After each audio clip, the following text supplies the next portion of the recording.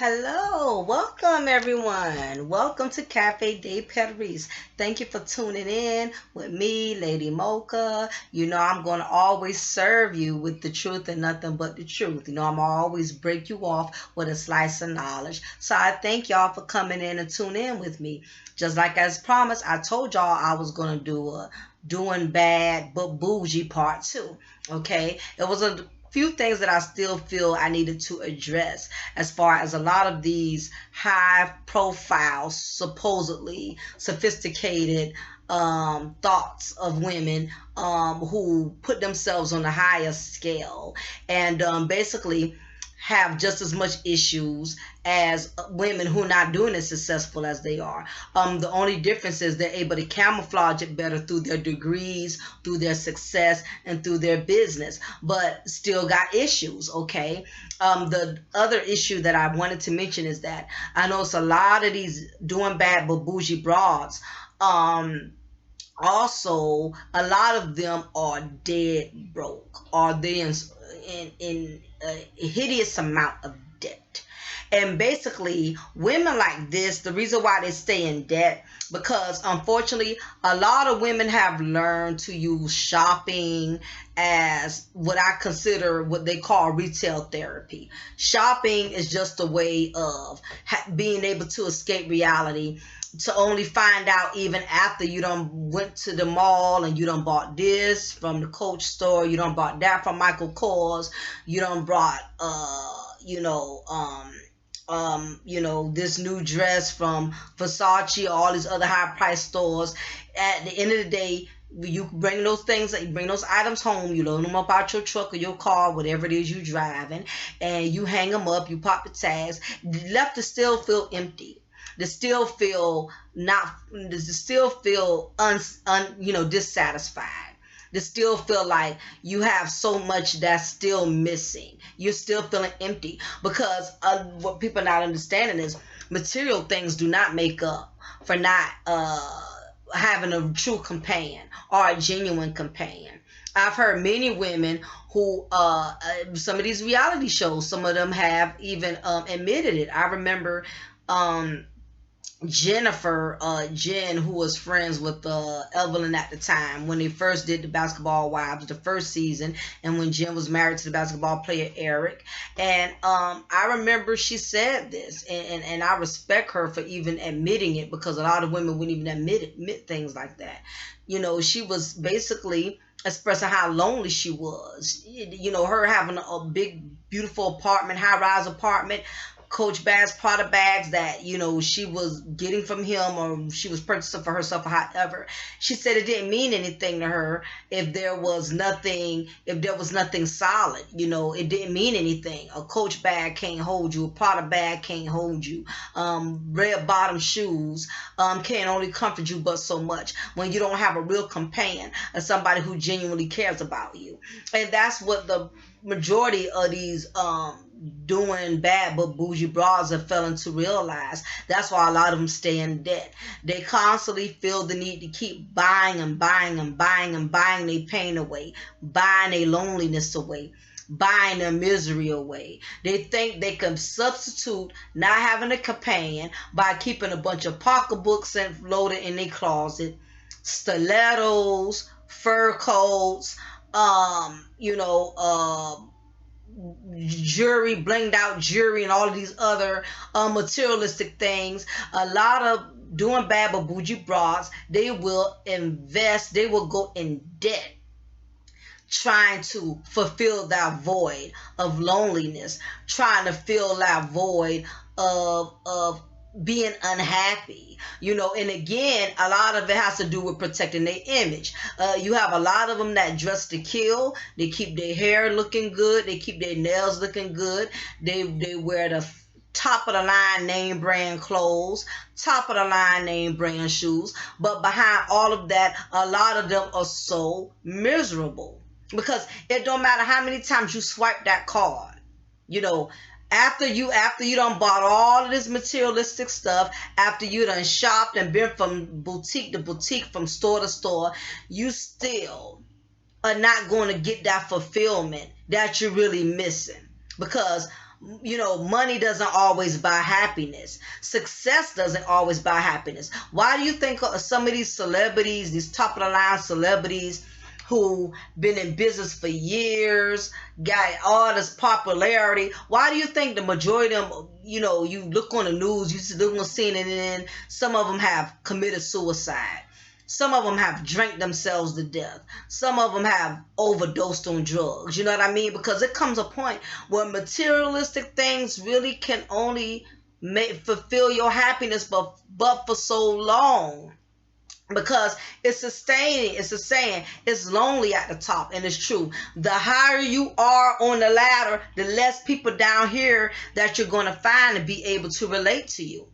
The further up to the top you go, the more lonely it is, because the harder it is to be able to find someone that's going to be able to relate to your personal demons or your personal struggles, and what a lot of these women are not understanding is you cannot buy happiness. I don't care how much you shop and how much you travel on trips, and you go out of town, Atlanta, and all these fancy resorts. You may post 1,000 pictures on Facebook, acting like you living the life and taking 1,000 selfies, letting everybody know how beautiful and glamorous you are, and trying to convince yourself more than anyone else that you're so happy, that you feel like you're on top of the world, when really you are really feeling like you are underneath the world and the world is on top of you. It's too many doing bad and bougie broads who are going in debt trying to fulfill that void, and not understanding that it don't matter how much money you spend until you change your attitude, and you change how you treat people, you change how you talk to people. You're just going to be a miserable, doing bad and bougie broad with nothing to show for but a bunch of bags, stilettos, closet full of clothes, your big old penthouse or whatever it is that you have to preserve your image, like you're so happy you got it together, and behind closed doors you are a nervous wreck. And some of them, in many cases, some of them are so determined not to be lonely, they go pick up the first project. And what I mean by project is a man that's probably not even on their level, but you have women that got money who feel like they can buy husbands. It's kind of like that store Build a Bear. You can buy you the bear, and add the clothes, add all the accessories that you want to the bear, and make that bear exactly the way you want it. And you got a lot of doing bad and bougie bras that's doing what's called build a bum. They picking up these bums, trying to build them up, thinking that they can dress them up like they dress their houses, like they dress themselves, like they dress their cars up. Women like this, or women that are on this status, are so used to using their money as a tool to make things happen for them, because that's how they got their home. That's how they got their success. That's how they got their businesses. They so used to using money as the answer, and they have learned to lean on that as the answer to everything. And like I said, in the majority of them now, they have resorted to using it towards men. I ain't trying to be funny, but you got some of these successful women out here who walking around smelling themselves and acting like they all of that, and the bottom line is the majority of them have had to pick up bums and build them up. It's a lot of them that have done it. Look on these reality shows. These women who have picked up convicts, who have picked up men, and I'm not saying every man that's been in jail is no good, or he's a killer, or he's a child molester. Everybody has made their mistakes and had to learn and grow. But the bottom line is, when you pick up these kind of men, some of them are institutionalized, and the majority of these women think they money and their connections with their money is going to make that man, she can introduce him to the finer things in life and make him this big time project that she can give herself credit for, to only get disappointed because what ends up happening is, yeah, you bought him a suit, you bought him his car, you put him in your big old mansion, but guess what? You could take a thug out the streets, but you can't take the streets out the thug. And that's what a lot of these doing bad but bougie bras find out the hard way. You know, they pick these men up from the bottom who have already been institutionalized, who don't see themselves doing anything better, who have made themselves to be mentally stagnant, mentally stationary. You know, they done come from the prison world. They don't want to better themselves. They don't want to start their own businesses. They still got that criminal mentality. They still, you know, they don't mind enjoying the fruits that these doing bad and bougie bras give them. But at the same token, I don't care how much you give somebody, and I say this in a lot of my videos, a person who has not changed their mindset, who has not changed their mentality, it don't matter what you give them.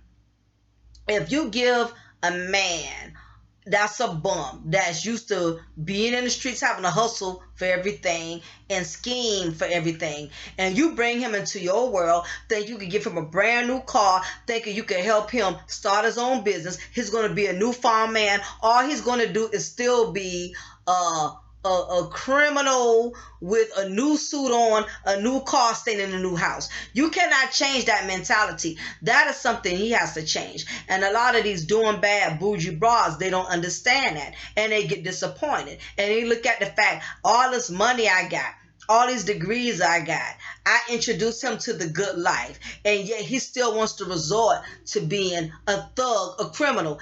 Like, y'all know, y'all heard the story of the snake, when the lady picked the snake up off the street and brought the snake in her house, and the snake bit her, and the snake said to her, you knew I was a snake when you picked me up. And the majority of these doing bad bougie bras, y'all be knowing these men don't be about nothing, but you think your money is the answer. You think your success is the answer. You think you got it all together because you got more degrees than a thermometer, to only find out that your money can't make everything happen. Your money does not change people. Okay, you cannot put somebody on that comes from the bottom. And the same thing with you men.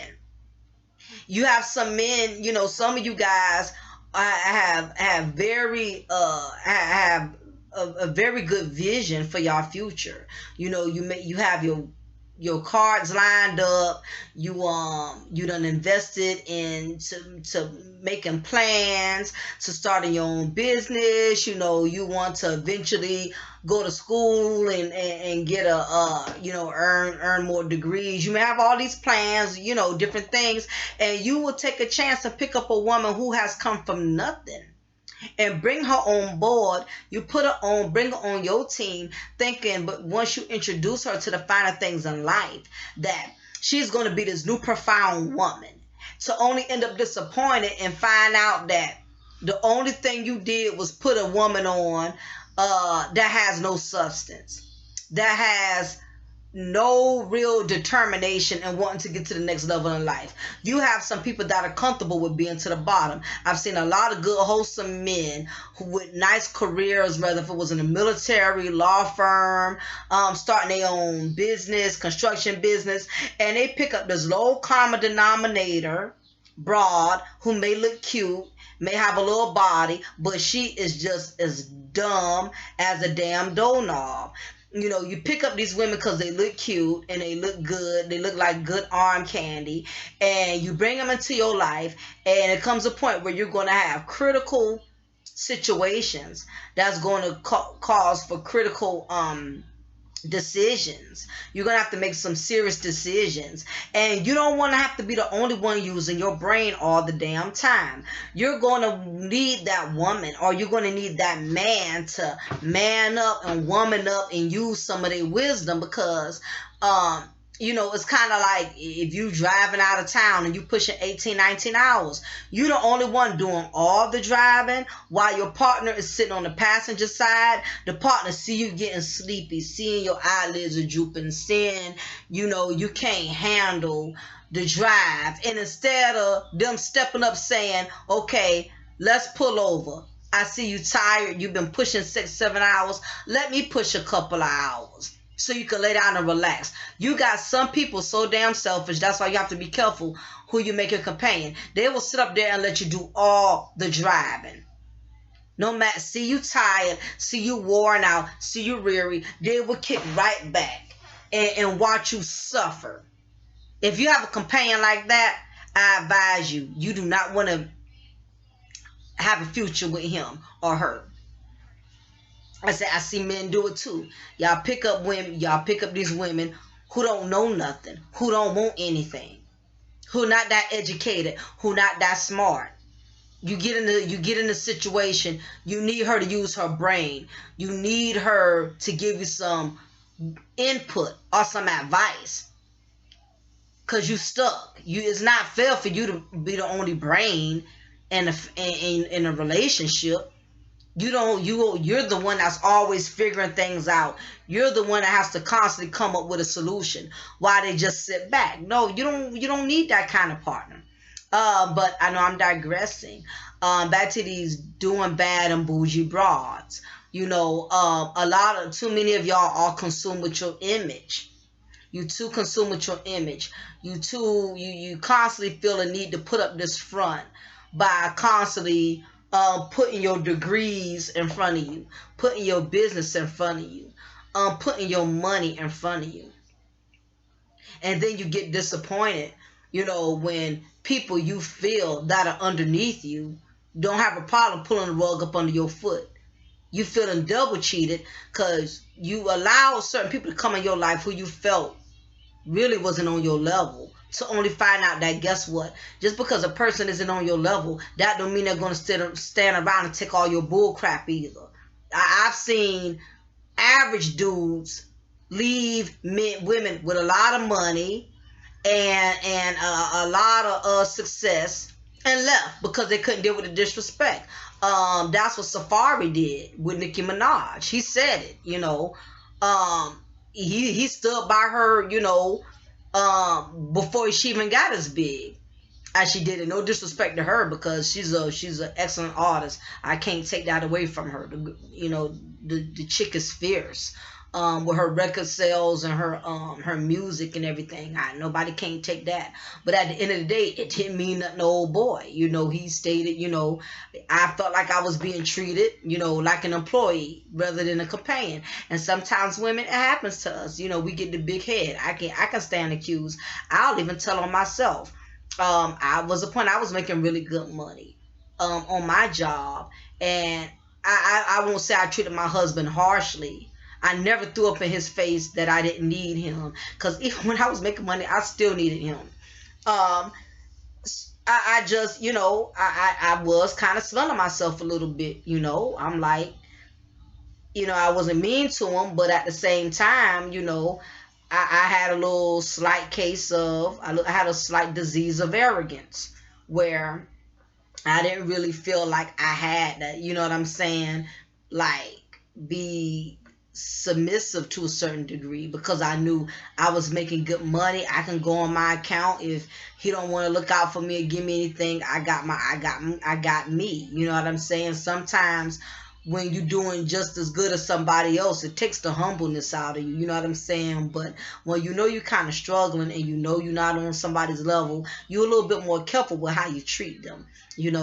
And, I kind of, I smelled myself a little bit, and only find out that, the job that I felt I was so secure with, I ended up losing that job, and ended up having to humble myself once again, because my husband had to take care of me. You know what I'm saying? And, it just goes to show that you women out here who got these good time careers, got these good time jobs, I don't care how many degrees and educational references you have, you still have to be mindful with how you treat people, because nothing is certain. Nothing is certain. That same job that you smell yourself with could turn around and terminate you.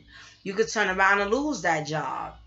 That same business that you own, that you feel like has you so secure, something could come up where your business could go on foreclosure, or the building you renting out the expenses are too high. You may have to downgrade, or you may have to, close your business down altogether until you get things situated. Tables are constantly turning. I'm always stressing that in my videos. Tables are constantly turning.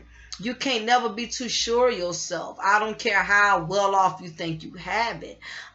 Your health ain't even promised to you. You can have all the money in your account, but what good is that if your health is failing you? If you're struggling with cancer, you got diabetes, or you have all kind of mental illnesses that just take over your body. You have to be very careful and mindful with how you treat people. And again, that's why I did this part too, because it's too many women up here believing these doing bad and bougie bras up here really believing that they have it all together and they don't need nobody and they did it all by themselves and the world should just roll out a red carpet for them, and not realizing you are still a human being. You're only human. You may be good, but you're not perfect. So don't be sure of yourself. Another issue that I have with the doing bad and bougie women is that they're constantly downing other people, downing, other men who may don't make the money they have, or downing other women who don't have the type of credentials they have and not making the money they have. It's not cool, because you have to remember, once upon a time, you was somebody's slave before you got to where you are. You was somebody's secretary. You was making burgers, flipping burgers. You was pumping somebody gas. You was doing hair in the projects on the low for $30-$40 till you got to where you was going. Don't forget your struggle, because you can always go back there. You could always go back there. You know what I mean? So, I love to see black women do well. I love to see black women be successful. You got Kamora Simmons. You have, even these singers, Mariah Carey, all these top-notch CEOs, executive, people who we don't even know on a famous scale, on a famous level. You have a lot of powerful black women in a lot of high positions as CEOs and corporate directors, got all these big titles. But along with the big titles and the big bank accounts, they got big, bad, nasty ass attitudes at the same token that is causing them to miss out on their blessings. And not only that, not only does it deter them from getting in relationships with men who will take them serious and want a future with them, it deters them from other black women from wanting to be successful. You have some black women out there look at it like, hell, if that's how I'm going to be if I end up successful, I don't even want to be successful. Then you got to realize you got younger females coming up in a generation. They're seeing how you lead by example. You don't need to give everybody an impression that once you make money or once your title gets bigger, it's all right for you to be a bitch. It's all right for you to be nasty. It's all right for you to be arrogant, because, again, you got other people that are looking up to you. These young females are coming up and looking up to you. You set the tone for the next generation of black women that are coming into the corporate world.